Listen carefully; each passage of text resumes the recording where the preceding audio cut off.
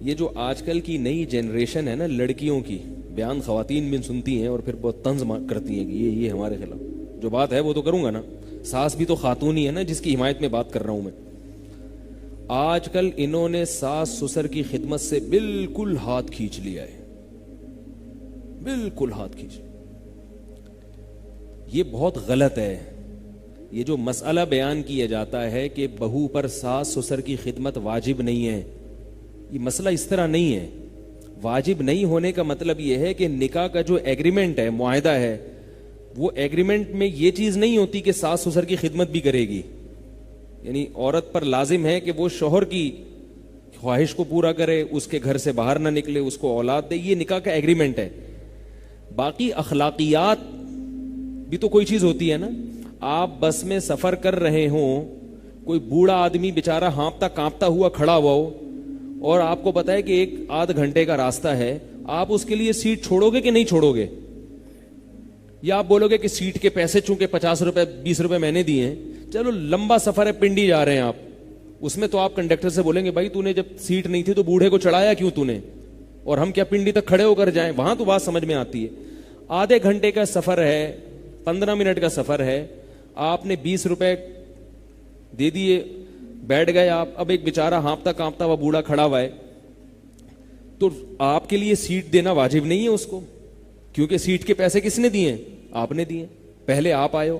لیکن اخلاقیات کیا اس کو گوارا کر؟ کوئی وہاں کوئی باشعور بندہ بیٹھا ہوگا، اس عمل کے بعد آپ سے محبت کرے گا وہ؟ ہے بھائی، یہ تقریر سن کے وہ خوش مطمئن ہو جائے گا کہ بھائی پیسے میں نے دیے، میرا حق ہے. ٹھیک ہے، پیسے آپ نے دیے، آپ کا حق ہے، لیکن ایسے موقع پہ ذرہ برابر بھی انسانیت ہو تو انسان اس بوڑھے کے لیے جگہ چھوڑ دیتا ہے. چھوڑتا ہے کہ نہیں چھوڑتا؟ تو یاد رکھو، جب رشتہ قائم ہو گیا میاں بیوی کا، تو عورت کے لیے شوہر جیسے قابل احترام ہے، اس کا باپ اور اس کی ماں بھی قابل احترام ہے. ان کا خیال کرنا عورت کی اخلاقی ذمہ داری ہے. اگر ان سے وہ تمیز سے بات نہیں کرتی، ان کی خدمت جو ضروری خدمت ہے وہ نہیں کرتی، تو وہ یہ نہیں کہہ سکتی کہ مجھ پہ واجب نہیں ہے. ایسے تو پھر شوہر بھی بہت ساری چیزیں، شوہر یہ جو آج کل اتنا خرچہ مرد اپنی بیویوں کو دے رہے ہیں، یہ مردوں پہ واجب تھوڑی ہے. میرے پاس خواتین کے فون آتے ہیں نا، نان نفقہ نہیں دیتے ہمارے میاں. میں کہتا ہوں صبح ناشتہ ملتا ہے؟ ہاں ملتا ہے. دوپہر کھانا ملتا ہے؟ ہاں ملتا ہے. رات کھانا ملتا ہے؟ ہاں ملتا ہے. سال میں 4 جوڑے بنتے ہیں؟ ہاں وہ تو بن ہی جاتے ہیں. تو اور کیا چاہیے؟ کہہ رہے نہیں، وہ جو نان نفقہ ہے، جو نان نفقہ ہے وہ تو مل نہیں رہا. تو میں نے کہا یہ کیا ہے؟ میں نے کہا گھر کی سہولت میسر ہے. ہاں بھی گھر تو دیا ہوا ہے میاں نے، نان نفقہ نہیں مل رہا. تو بھائی نان نفقہ وہ ایسا ہی ہو گیا. ہمارے پنجاب سے ایک رشتہ دار آئے، اب تو بریانی کی ڈش بہت مشہور ہو گئی ہے دنیا میں. پہلے پنجاب والوں کو بریانی کا نہیں پتا ہوتا تھا. جب ہم چھوٹے بچے تھے تو ہمارے جو پنجاب سے رشتہ دار آتے تھے ان کو نہیں پتا تھا بریانی کیا ہوتی ہے. تو ہمارے ایک میرے ماموں لگتے تھے رشتے میں، وہ آئے پنجاب سے، کراچی آئے. انہوں نے کہا یار میں بریانی کھاؤں گا. بہت تعریف سنی ہے کراچی والے. اور یاد رکھو بریانی ابھی بھی صرف کراچی میں ہی ملتی ہے. پنجاب میں بریانی بنا تو دی مگر انہوں نے، لیکن کاش نہ بناتے تو اچھا تھا. ابھی بھی بریانی صرف نقل کی کوشش کی ہے ان لوگوں نے، مگر وہ بریانی نہیں بنی. نہ پلاؤ کے رہے نہ بریانی کے رہے. سعودیہ میں بھی بریانی ملتی ہے مگر وہ بھی بریانی کے نام پہ بدترین مذاق ہوتا ہے، وہ بریانی نہیں ہوتی وہ. تو بریانی ابھی بھی کراچی میں ہی ہے. ہاں پنجاب میں اور چیزیں ملتی ہیں جو کراچی میں نہیں ملتی، لیکن بریانی بہرحال، نہاری اور بریانی یہ دونوں چیزیں کہاں ملتی ہیں؟ صرف کراچی میں ملتی ہیں. تو اس لیے جب پنجاب جاؤ تو یہیں سے شاپر میں بریانی ڈال کے لے جایا کرو، ورنہ بریانی کے نام پہ پھر آدمی منہ بھی نہیں بنا سکتا. وہاں میزبان اتنی اہتمام سے بریانی بنا کے لاتا ہے اور بریانی تعریف کرنی پڑتی ہے مجبوراً. تو اس لیے وہ آئے یہاں پہ اور کہنے لگے کہ بھائی میں نے بریانی کی بڑی تعریف سنی ہے، بریانی کھاؤں گا. ان کو یہ بھی نہیں پتا تھا چاول ہوتے ہیں یہ. تو ہمارے پڑوسی تھے، ان کو لے گئے، ان کو بریانی کھلا دی. ان کو نہیں پتا تھا کہ یہ میں بریانی کھا چکا ہوں. انہوں نے کہا کوئی عجیب سی چیز ہوگی، بہت ہی یونیک قسم کی ڈش ہوگی.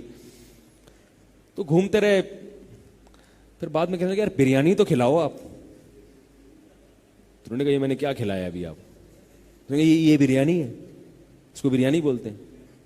تو اتنی تعریف سنی تھی, یہ تو چاول ہیں عام, تھوڑا سا مسالہ. وہ بھائی یہی ہے بریانی, آپ کو عادت نہیں پڑی ہوئی اس لیے آپ کو اتنی اچھی نہیں لگ رہی. خیر, وہ میں کیا بات کر رہا تھا. ہاں, تو اسی طرح خواتین کہتی ہیں یہ نان نفقہ ہے, صبح ناشتہ بھی کرا دیا اور یہ بھی. تو اور کیا نان نفقہ ہے بھائی, ان کا نان نفقہ یہ ہے کہ ہر تقریب پہ نیا جوڑا, جب بھی کسی کی شادی ہوگی نئے کپڑے بنیں گے. پھر میکڈونلڈ, صحیح ہے نا, پھر 2 دریا پہ جانا ہے ہر ہفتے, یہ ساری چیزیں ملا ملو کے. پھر میرا سالہ آ رہا ہے, اس کی دعوت, پھر ساس آ رہی ہیں, پھر اس کی دعوت, پھر فلانا آ رہا ہے, پھر وہ ایک بیچارے پر نا ایک اس کو نان نفقہ کہتے ہیں. باقی یہ کوئی نان نفقہ تھوڑی ہے, یہ تو ویسے ہی کھانا ہے بھائی, یہ تو ضرورت ہے. تو بھائی وہ بھی تو اضافی خرچ کر رہا ہے, تو آپ کی بھی ذمہ داری ہے کہ آپ بھی اخلاقیات کے معیار پہ پورا اتریں. باقی یہ بڑا گمبھیر مسئلہ ہے کہ میں یک طرفہ بات نہیں کرتا, بعض دفعہ ساس اپنے ساس ہونے کا بھی ناجائز فائدہ اٹھاتی ہیں, وہ ہر وقت ذہنی طور پہ ٹارچر کرتی رہتی ہیں, یہ بھی ہوتا ہے. سسر اتنا نہیں تنگ کرتے, ساسیں زیادہ تنگ کرتی ہیں, وہ ٹارچر ذہنی طور پر, وہ اپنی بیٹی نہیں سمجھ رہی اس کو. اس لیے علماء آج کل کہتے ہیں کہ بھائی بیوی کو الگ گھر پہلے لے کے دو اور شادی بعد میں کرو. حضرت مولانا اشرف علی تھانوی رحمہ اللہ نے اس پہ بہت تاکید کی ہے کہ بھائی پہلے الگ گھر کا انتظام کرو پھر شادی کرو. ہاں, جس کے پاس گنجائش نہیں ہے تو ایک الگ بات ہے, لیکن ہر گھر میں ایسا نہیں ہوتا. بہت ساری جوائنٹ فیملیاں میں جانتا ہوں بہت تمیز کے ساتھ رہ رہے ہیں, کیونکہ جوائنٹ فیملی میں رہنے میں جو برکتیں ہیں وہ الگ الگ رہنے میں نہیں ہیں. لیکن اس کے لیے پھر دل بھی تھوڑے سے بڑے ہونے چاہیے.